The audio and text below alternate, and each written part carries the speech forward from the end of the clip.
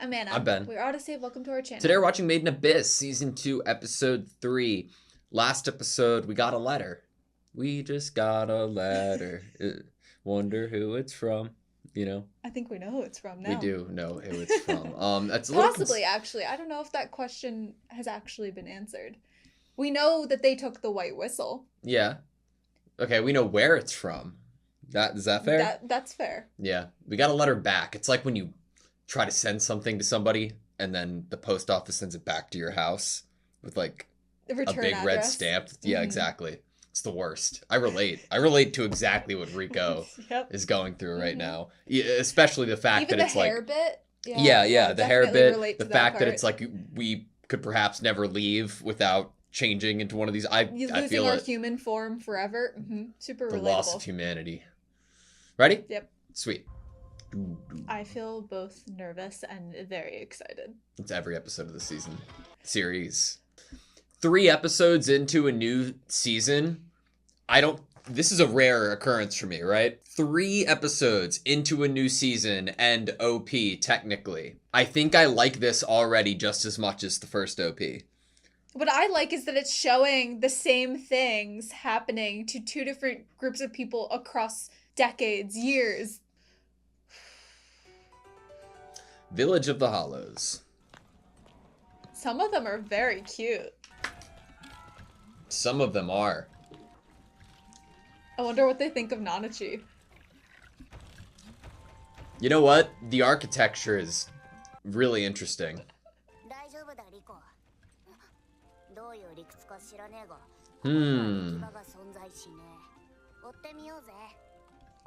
But we got that line about never being able to return to your human form. Is it something else?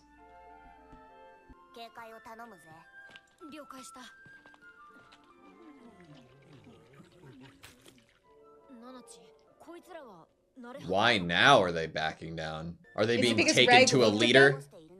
I don't know, maybe it's because Reg looked at them. Maybe.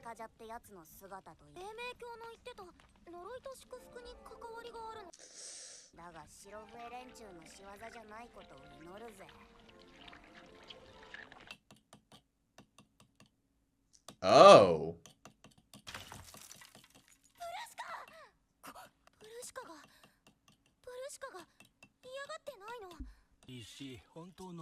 Not in its true form. Interesting. What is it really gonna look like? Whoa.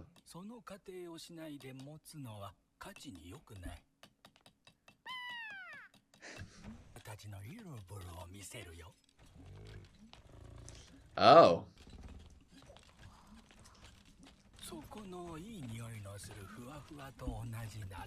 Does smell nice.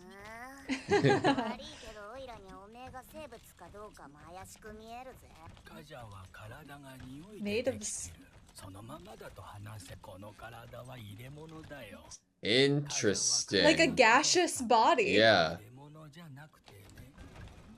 Wanted a body, not a vessel.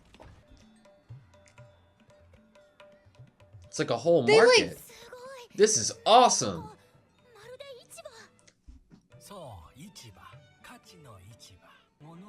Whoa!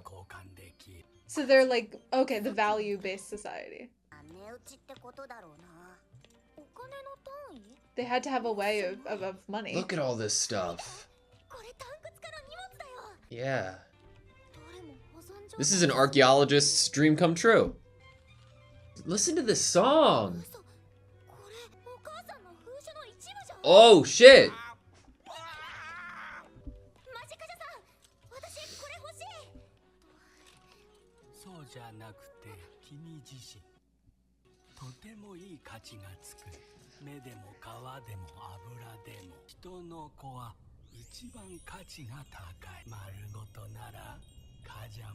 What? What? Stealing things of value. And the person is on their coins. Yeah. The hair being taken earlier. True. Stealing something of value. Maybe it wasn't them. Maybe they're going to take it, like, really Doesn't personally. actually know about that note. They would not have taken Nanachi. Yeah, but and they do Riko's have hair. Prushka, so... But they didn't consider stealing, remember? He was Yeah. like, stealing? Stolen?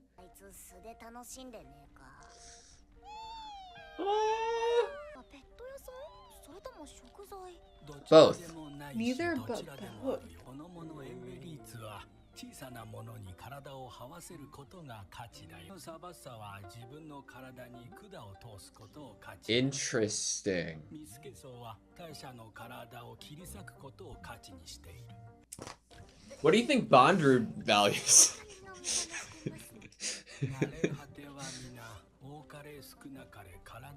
Of our respective desires. Interesting. The score is amazing, man.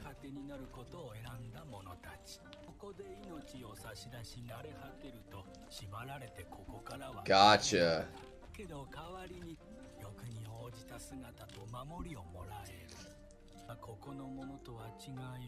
From the old ritual site. You have a real life. Oh, the Oh, remix! stop! Protected by very Powerful desire. MIDI. Oh! Oh.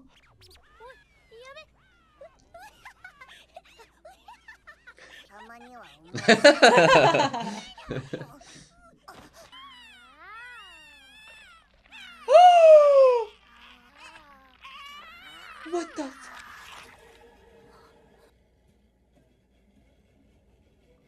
What the fuck? What the fuck?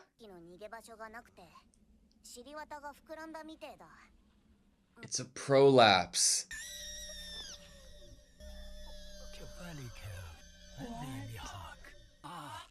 The balancing. They have protection, so I'm kind of scared what that means. It has to get punished now. Look at its butt. Does it have to take something equal to value? Oh, maybe. Oh, God. Sentimental value? Like, even we'll get...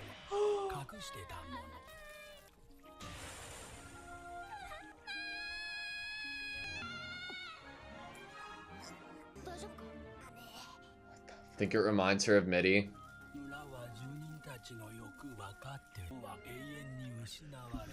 Holy shit. It's like a Black Mirror episode. Then why did that one mess with Menya? I don't know if it thought it was gonna hurt Menya like that. Or even thought anything.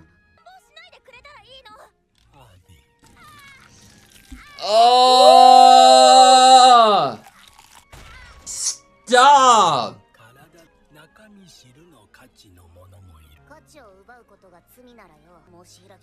They didn't consider it stealing. Interesting. Is it paying you? Yeah. I love the effect.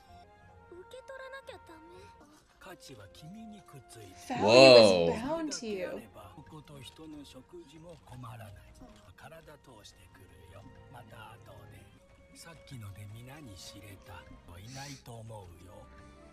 There's a sense of They're protectiveness protected there, by their right? value.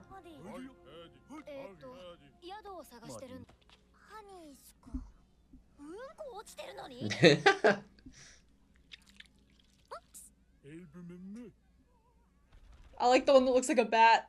Honestly, a few of those were really cute. Do you think they make like plushies of this, or is it Maybe. too fucked up? Nice. God, I love Rico so much. I really hope this is the correct word and we didn't just say something else.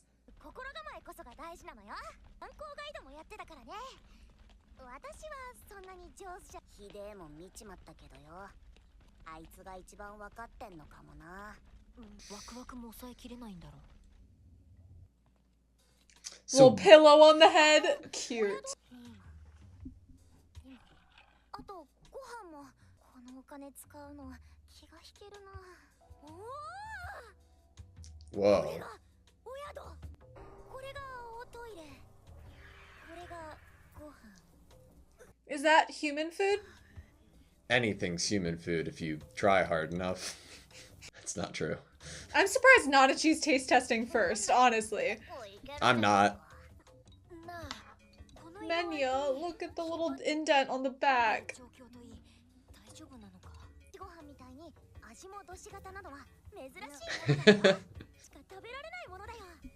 It's how you look I at mean, things. that's a good way to look at it.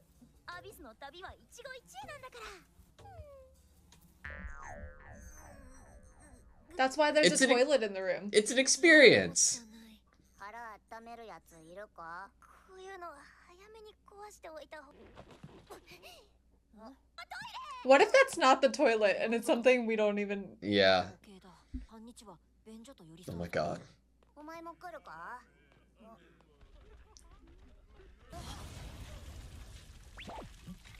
Hiding. That sounds. Is that a balancing? 何の衝撃だ？これきっとファプタカジャも見に行く Faputa. でも珍しい Very rare, always very angry. 価値の結晶 Embodiment of value. 姿表さないどこにでも行けて決して滅びない And will never カジャみ perish. たいよ The Can go lessons- anywhere, and can it go back up to the surface? 受けて姿も見え、あの書き置きを残したやつなんじゃねえのか。 Oh, 動けないリコとメーニャを残すのは不安だ。偵察は Split 頼ん up? でいいか？うなってんだよ。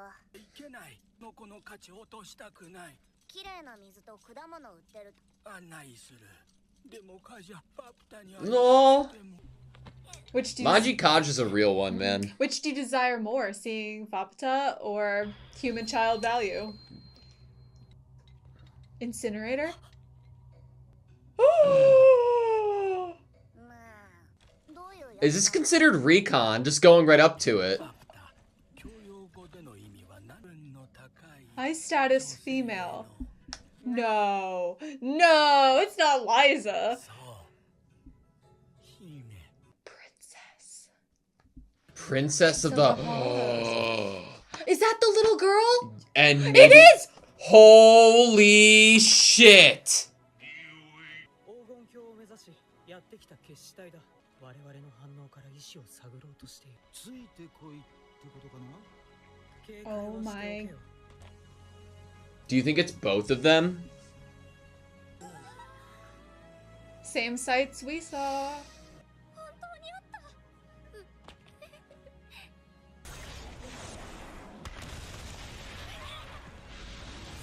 苦しい冒険でやっとたどり着いたその場所で生きる術を見つけられずにい Unable to た。 find a way to survive.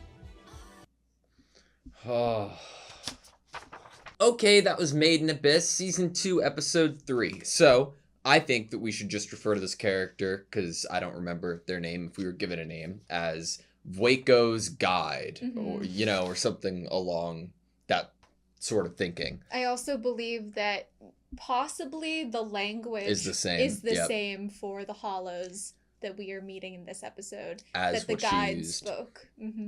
Yeah, that would make sense to me, considering that it seems like a decent portion of these hollows, from what Rico said, were people who, you know, traversed the abyss like herself. And if that, you know, has spanned so long, and these were some of the first people, if not the first people we've at least seen who got that far into the abyss, then it would only, go to show that the people most likely to traverse the abyss from the beginning of time are the people within that island who have this language, so that language would be carried down to the abyss. And another layer on that, they are the people that are ostracized from their community and basically sentenced to live in the pit. Yeah. Basically, they have nowhere else to go. As Bailoff says, when they get to the Golden City, they are a suicide squad. Yeah.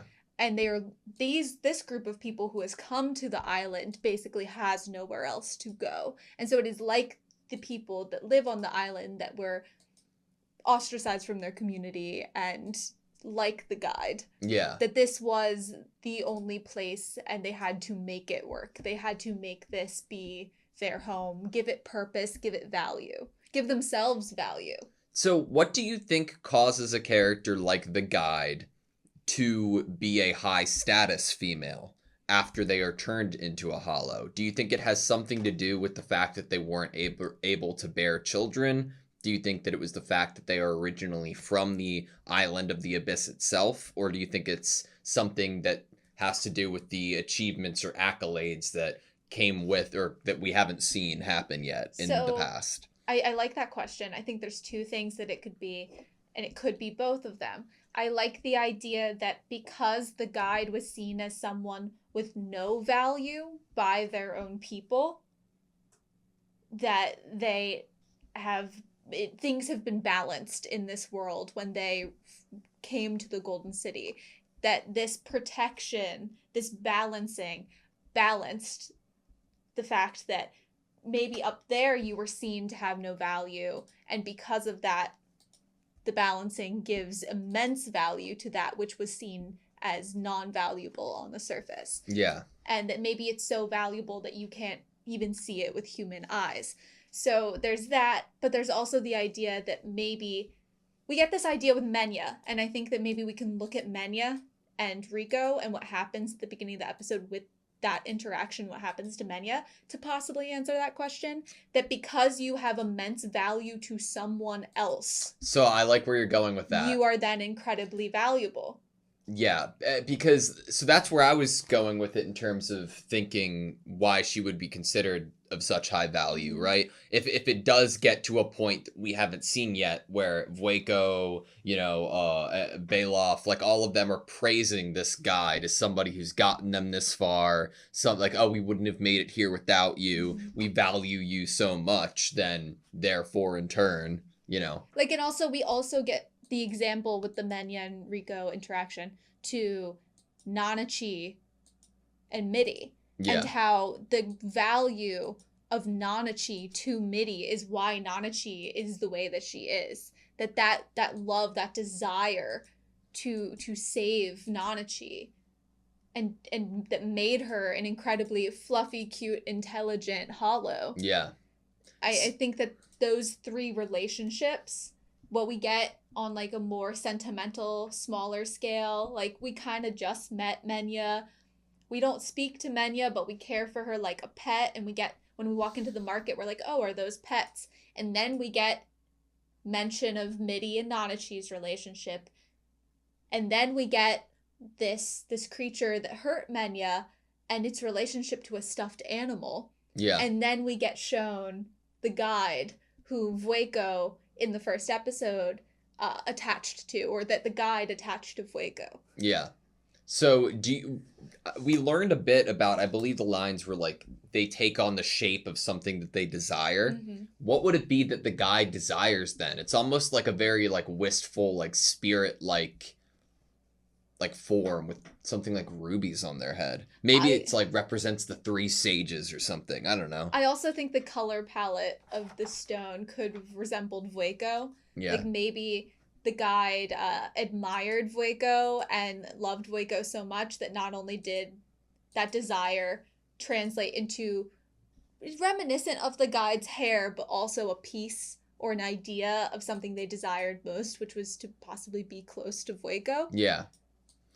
This like robot-like thing with the symbol of the humans on its right side, as well as like a cannon-ish kind of looking arm and a blade. There are definitely some similarities that I could like reach for in terms of like this and Reg, Mm-hmm. And the handle on the helmet. Yeah. For the princess to... I love that at first we thought this Reg-like person was Fupta. Yeah. Faputa that we're talking about, but I believe it's probably the high status female hollow, princess hollow, that we believe is the guide. Do you think I believe they confirmed that. Faputa was the name that they gave the guide, or do you think Faputa was the name after it was turned into a hollow that it was given? I feel like it's hard to figure out how much of the hollows that are down here, how much from their human lives that they have retained. Yeah. It seems like they might have once they've cast off their human form and human desires and human functions, they have become this new version of themselves, this new creature, therefore have a new name. Yeah. We were told pretty early on that Reg isn't a hollow, right? Correct. Reg resembles whoever is this traveling companion. It's just so interesting that like one of my favorite things about this series is that we're not like just moving on to different topics. We're doing so by building off of previously like established topics, right? And like ignoring what they have told me about him not being a hollow. Like I could somehow like in my mind figure out a way that Reg could be a combination of what Nanachi is mixed with like what this robot is that Faputa's hanging on to, you know, mixed with like another one of these hollows. Like I know that that's not the case, right? But it's interesting that because of these other building blocks that they've laid down for us and like what could be made from these sacrifices and love and passion that you put into it, that I don't know, anything's possible to a certain degree. I think I want to bring up one thing for this conversation from this episode that could go in a darker direction. Yeah. Machi Kaja is highly aware of human children. Yep. To the point where I feel like the amount it's talked about and how it's being talked about, this is seemingly not the first time that human children have been present here. And possibly been bartered for. So do you think that potentially Faputa's so high value because it was in exchange for lives like Voiko, or like because human children, right? And they're so immensely valuable. And that would become the princess as a human child that was basically maybe the value it was bartered for something else. It's possible to go in that direction. I think that I was maybe focused on human child, Reg resembles a human child. We get this idea from Maji Kaja that the body that it's in is basically holding the actual true gaseous form. Yeah. So that gives me this, like, we know that we somehow here know how to make the white whistles into their more pure form. Is there something here that, I mean, Reg has like actual blood inside him. Yeah. And functions very similarly to a human child. Can we get this idea that Reg was constructed from a human child? I don't know. The idea of Reg's origin has, over the course of the past season and beginning of second season, has become a lot more distressing to me to think about. We have these patches on Reg's face that are something we saw in the Suicide Squad from episode 1. Yeah. There was one character that was standing, with the rest of them as they were opening the pod to see the Golden City, and they had those lines on their faces. We get that Reg is an Albade, basically made of a bunch of relics. A human child used as a vessel for a bunch of relics in a construction of this more immortal ultimate version of itself that doesn't become a hollow. Yeah. Is this furthering of the experiments of how to make it safe for cave raiders to explore without losing their humanity? We get this idea they're totally aware of where Nanachi was created, which I find really interesting. They're like, oh, you must have been created in the old I don't remember. It was Shrine, I thought. Old place. Yeah. I think that one thing that is kind of like weird to me at the moment that I feel uneasy about is just one thing. Yeah, Maji Kaja like has given me every reason other than the terrifying things that he said that are based around his environment, that he would be somewhat nice and caring for our group of 3 here. But when he said the line of him not wanting Rico's value to fall, right? I think that's what we have to latch onto for this.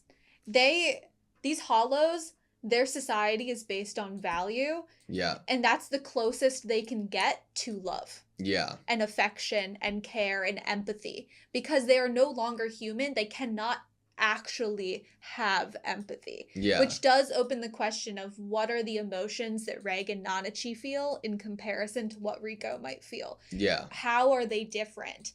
Do they resemble that of empathy or sympathy?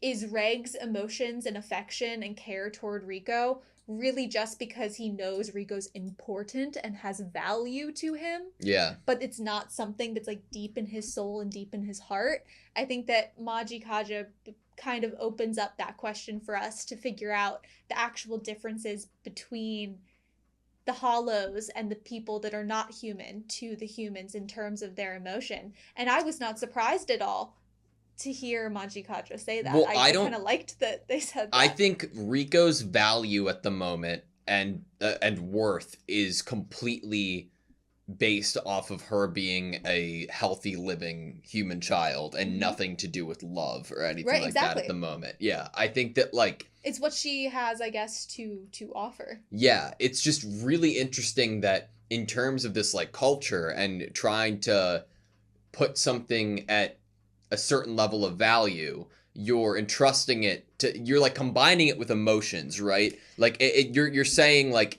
you're blurring the lines of physical value and sentimental value. Exactly. That's what we get with that interaction is With the only Menya. reason the balancing happens in the way that it does with Menya is because of Riko's emotional response to how important Menya is to Riko.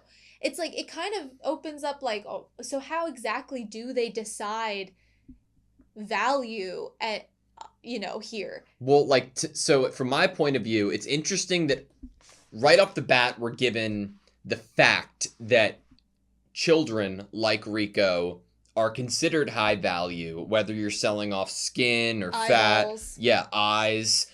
So that makes me believe it's a pre-established item in this fucked up market, right? But when it comes to something like Menya, maybe they have never even seen a creature like Menya, because it could be one of two things. One, they are asking Riko what the value of this item is generally, so that if in the future anybody ever tries to sell something like Menya, that's going to be their sense of value. Yes. Or it is, what is this to you? You know, I think mean, they've had to create their own currency system. Yeah. So if they do get introduced to new items on the market, then you kind of have to ask the person who has the item, who knows more about it, what value would you put on this? Yeah. I mean, that's kind of how it works in the real world, right? Like the first person to find something or try to sell it is the one that kind of sets the precedent. Yeah.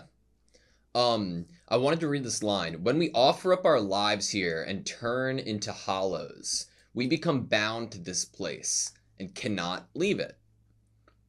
But in exchange, we receive protection and a body in line with our desires. Now, is this entire like deal that we're talking about here, that exchange, is this something native into the Abyss? Because part of me, like, it feels like a exchange that's almost like intelligent or like man-made to a certain extent. The Abyss itself, though, because we get this line from Riko, it's very early on in the episode, about how the Abyss can give both curses and blessings. Yeah. There is that idea of an equilibrium, of a balancing, it can protect you, but it can also harm you. But in a similar way, couldn't you see like a white whistle or some fucked up person creating this scale of balance that will come and like take whatever it needs to in order to like keep the society stable? Like it could be the Abyss itself, because it's never ending in terms of power. I mean, it literally comes up from the ground. Like it appears in this screech and then comes up from the ground, knowing exactly who the target is. It's almost all knowing. Almost, but in the same sense that Bondrewd was able to transfer between bodies because of a relic, like it makes you wonder. It could be a hollow it's in itself, or a relic in itself that a white whistle or somebody's possessing that allows the system to take place, or allows this like balance or scale to take place. The balancing is something out of like a horror movie. It's it's like The Purge type beat. Yes. I got a little emotional for a second because of what you have on the screen. Just the dialogue is identifying Nanachi as a nice smelling fluffy one, and that we take on as hollows something of our greatest desires. And if you remember from meeting Nanachi as a human child, that people would recoil at her smell. Yeah. And that yes, she was created to be what she is because of the value that Mitty put on her. Yeah. But also some of her own desires played a part in what she became as a hollow and what the abyss made her into. And that she is cute and fluffy, which we know, like, Mitty never asked for stuffed animals, but what did Nanachi constantly give Mitty? Cute stuffed animals. So, like, Nanachi wanted to be cute and cuddly and wanted to be seen as cute, wanted to smell good, wanted to be loved. What does Mitty look like if they come here? Do you think Mitty would be obvious because of the circumstances of how Mitty became what they were? Would that cause them not to be able to have the option to exchange what they had for the protection in a body in line with their desire here? I feel like possibly you have to have already had something of value, which is your human body. Okay. And then become a hollow here. I don't... Because he gives the language of, in exchange, we gave our bodies for protection and for bodies. The bodies shape of our all of us respective hollows desires. more or less take on the shape of our respective desires. But then after this, we learn about the deal, right? Mm-hmm. We all had the desires and challenged the netherworld. But ended up having no place to go and chose to become hollows here. Mm-hmm. When we offer up our lives, this human form, And turn into hollows. Yeah, okay. we became bound to this place. That's fair. So I'm seeing it as you have nowhere to go. You have no other home. You have to live here. I mean, it's a semblance of peace, right? Wouldn't you want To to a be certain protected while you live here? Yeah. And if someone's like, okay, you can live here and I'll protect you, but you got to offer me something in return. And you're like, well, I have this human body that I'm in. And they're like, okay, I could give you another form. You could live here and you'll be protected. Yeah. The balancing will not end until the values achieve equilibrium. When I saw this creature's stuffed animal being torn apart, it's literally identical to Mitty and her stuffed animals being torn apart, and it killed me in the inside. I couldn't take it. That whole scene of the balancing with the creature that hurt Menya, it was a very conflicting feeling because I was also like, well, why did you go and just start? If you're a society that's so focused on like, hey, don't touch things of value without permission, like you literally get a line like that, why would you just so go and like well, it's the same sense that something? Like Rico went and touched the letter from Liza or like the piece of Liza's note. Like it's crimes like, are going to be committed, but no it's matter also like it what. wasn't even trying to be stolen, right? Like you can pick up an object and look at it potentially in like a pawn shop, but if you break it, you buy it. Yeah, and we also have, that question of there's probably a varying intelligence level amongst these creatures. Yeah. The protection of the village is so strong, Kaja cannot do anything about it. That's what makes me feel like it could be something artificial or from a relic, and it isn't just inherent to the abyss. But it would be before any of these hollows that can speak. It's lore to them. Yeah. They would have no clue of like where this came from. It would have to be a very old White Whistle, right? If it was a White Whistle. We got Menya had a prolapse this episode. Did you know that there's an old comedian? He's now really famous for being a judge on America's Got Talent. Yeah, his name is Howie Mandel, and that's crazy. You're not going to believe this, Never heard but of him. months ago, maybe even years ago at this point, he posted a real picture of somebody having a prolapse on his TikTok. Did you know that? No. That it's I think that's couldn't really believe it. important for this. Yeah, I think that can't I believe it. feel like those people that viewed that video right now because of what happened to Menya. I definitely. It's I can feel their pain. Yeah. Okay, let's find this letter. This note. Yes. what is that? We need to talk about that idea that they have pieces of Liza's letter, that not all of it got to the surface. I mean, we have this ripped off piece with the words of coming down here, this someone telling us to come down here. No way. Isn't this a section from Mother's letter? It looks like just another observational drawing, right? Of a beast, of a creature But this down has here. value. Yeah, it does. I wonder who else comes to barter down here. Do you think White Whistles, like, frequent this place? I feel like what we're getting is not necessarily that you have to lose your humanity to live here. It's just safer to do so. And so most of them offer up their bodies and become hollows.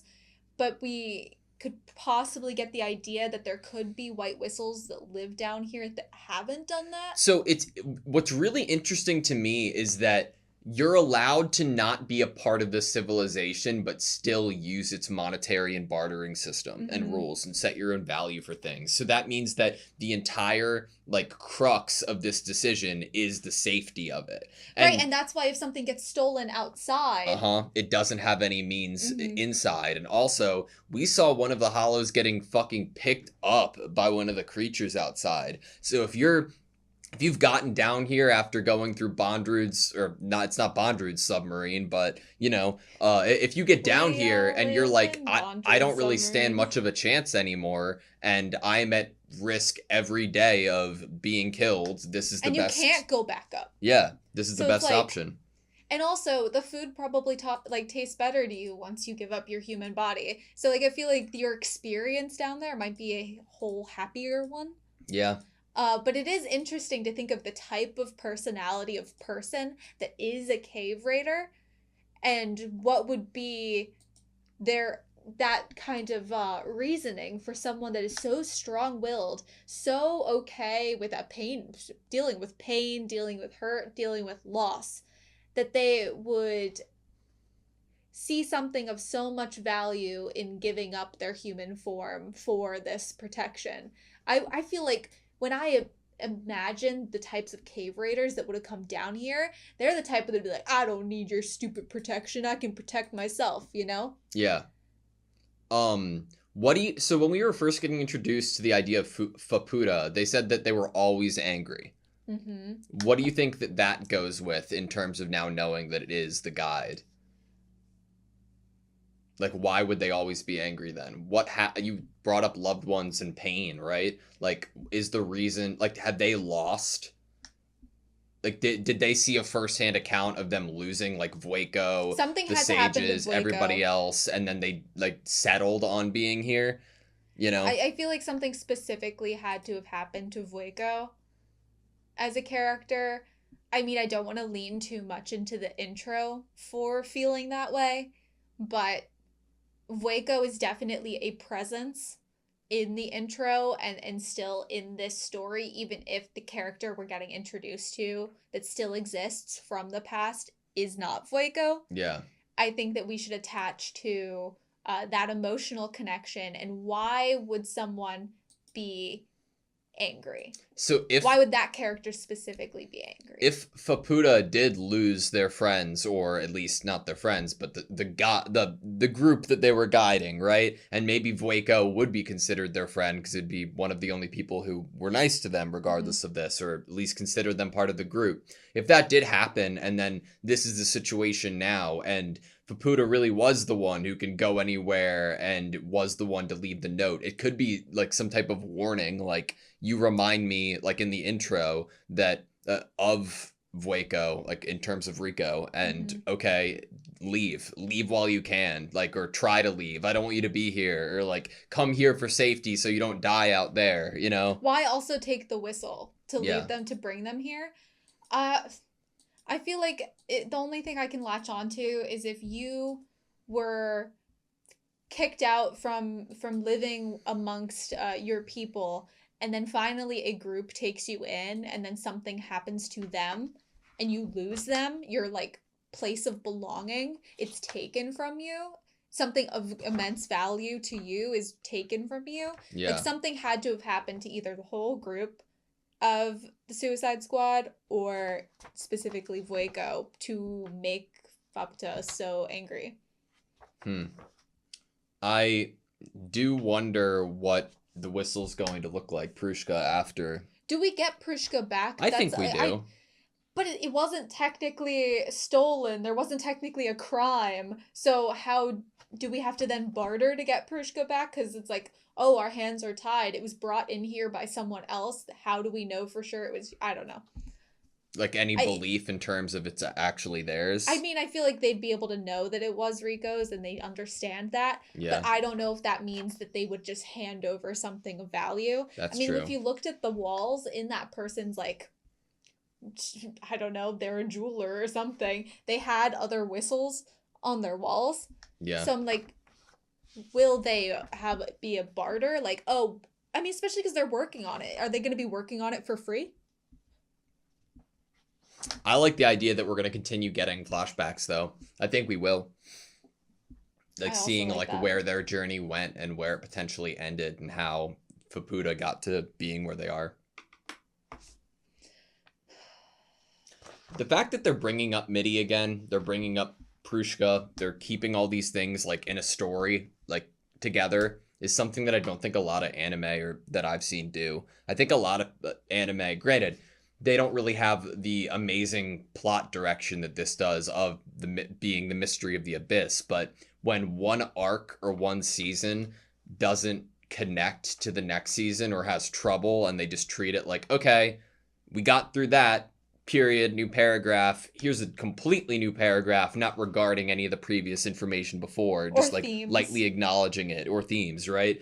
There's something in the back of your mind that's like, man, it doesn't feel as cohesive as it could if you kept those things going. It's more difficult that way. This needs to have that interconnection at all times because of the fact that the world building and the creation of the abyss is all created on top of this concept of every living thing being connected and returning to the abyss upon death. Yeah. Birth and death from the abyss, curse and blessing, and that every living thing is tied to it. What do you think the reason for their symbol is, like, of this just stick figure like person? Like, why does it have to be a person on it? Because like, maybe, I mean, they had to give up their human forms in order to have this protection in these new bodies. So maybe the highest value obtainable in this society is a human body. do you think that this balancing, like, thing, do you think it takes a cut? You know what I mean? So it as like a, if it is like a relic or is it's like somebody is behind it, I feel like there could be an idea that it's like, okay, we'd be giving up our humanity to be turned into a hollow for protection, right? What's that humanity being cultivated for? Like, it doesn't have to be anything, but it could be like they're taking a piece of it too. Possibly. And what for? What's further than this? I know. There's there's already a lot to try to unpack and understand. In the for example, in the rooms, it seems like there's these like rock beds, but the rock beds have these like vent like tube things. They do. Is that to tell me that this is like some type of water bed that or gets inflatable heated, bed, and then like the vent is there to let out the steam and stuff because they're heating up this rock for you to sleep on it comfortably? That'd be cool. Okay, so this is gonna be a really odd. Like, would you? Oh God. Would you try the food? No. So like, not like. Okay, if I was down there. If you were the fourth person on this journey. Fourth person? Yeah. Well, did I get to see the other 3 people eat something? What do you mean? Like, you're part of the group right now. Oh, okay. I'm here. Oh, I thought you meant like the fourth person ever. No, And the fourth person as in you went down into the abyss with Rico and Reg. Along the way, you had to help Reg kill Mitty. And now you, Nanachi, Reg, and Rico are here. You have to eat it, right? I think that I would probably eat a little bit of it, see how I felt. Like, I wouldn't, like, be like, yeah, as Rico was like, this is the experience, I'm into this, like, total foodie, well, you go somewhere once, it's a once-in-a-lifetime experience, you gotta eat it. I think that I would if it was the only food available to me in that moment, Yeah. then I would probably maybe taste test it slightly to check how my body responds to it in a possible safer way. And then I might get a slight upset stomach instead of the upset stomach to the extent that Rico got. And then I would be like, okay, let me go ask if there's any like fresh fruit, like Nanachi asked for. Lame. Okay. Oh, what? Did you eat the whole thing? Yeah, of course. You got like, or at least a good portion. I would probably take the same approach that Rico did.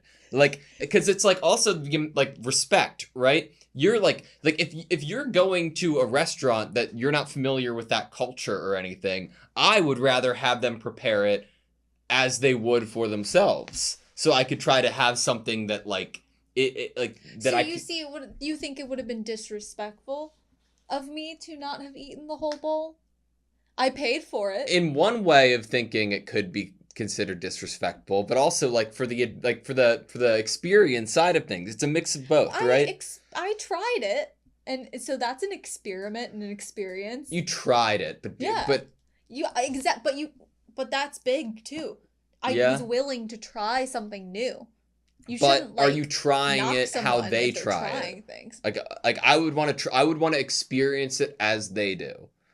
So you're saying if someone ate an entire bowl of food that was like too much for you to eat and you'll get a horrible stomachache because you ate too much, you'd be like, oh, well, they ate an entire bucket of food, so now I have to eat an entire bucket of food?